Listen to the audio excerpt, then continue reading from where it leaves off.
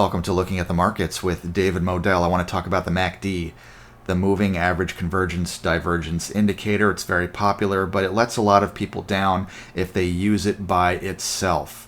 So maybe we can add something today to hopefully, no guarantees, but maybe increase your success rate. I'd like to hope so.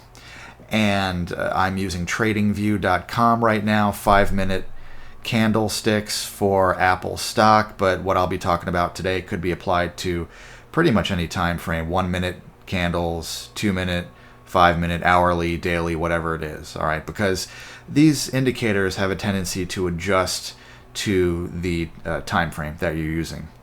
So, but no guarantees. Okay, nothing I'm saying has any guarantee of working successfully. You want to test it out with virtual or demo trading to see if it is right for you first. Okay, so I've got the 5-minute Apple stock candles up there, and as you can see, this was a tough day in the stock market, a bad day. And so Apple stock just kept going down and down and down. And so if you bought Apple stock and held for pretty much any length of time, practically any length of time, you would have lost money again and again. At the same time, the MACD indicator on the standard settings in TradingView, and it's not TradingView's fault, they just provide the indicator. It's really the fault of, if you're using MACD by itself, may not be a perfect indicator, because as you can see, the MACD line crossed above the signal line, and therefore the histogram turned green here, and so it's a buy signal, and then turned red here, and then turned green again here with the cross above, another buy signal, and then turned red, and then another buy signal here.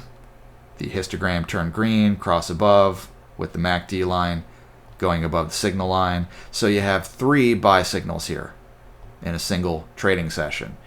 And yet what happened that whole time? Stock just went down, would have been a loss. You buy again, stock went down, would have been a loss. You buy again, stock went down, would have been another loss. Very frustrating. So how can we possibly improve this? Again, no guarantees that this will work, all right, but hopefully you might be able to filter out some of the false signals. I'd like to hope so. And so I was looking around and I found, this is from Trading Rush. It's a good channel, I like it. They test out, or they back test, I should say, different, I don't even know if back test is the right word. It's really forward test. They test out different indicators and strategies, and so they tested out the MACD. But what they did was they added a 200 period EMA, exponential moving average. So you can see the line that they added there to try to filter out false signals, false buy signals, I should say. And it's not a bad idea, because if you only trade when the trend is generally upwards, then that could filter out a lot of false signals, false buy signals, I should say, on a bad day in the markets, okay, when the stock is just going down, down, down. And then another channel that had a similar idea, this is from Trading Lab, another channel that I like, and they also talked about the MACD, and they also added, look at that, 200 period EMA, exponential moving average.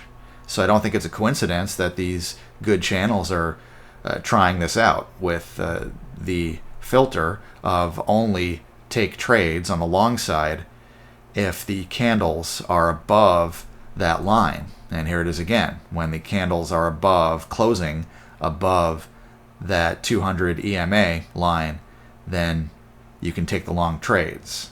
If it's below, then stay out, because it might end up being a day like this where the candles just go down and down and down, even though the MACD is giving you those traditional buy signals, all right, which are really false signals here, at least in this case. So go ahead, if you want to try it, and put up the good old 200 EMA, all right. And so if the candles are closing below that line, as you can see here, then you don't have to do anything. You could just stay out of the trade. Not a bad idea. All right. or maybe go short. But see, going short is quite risky. I don't recommend short selling for most people because you can actually lose more money than you have in your account, and that's a scary thought.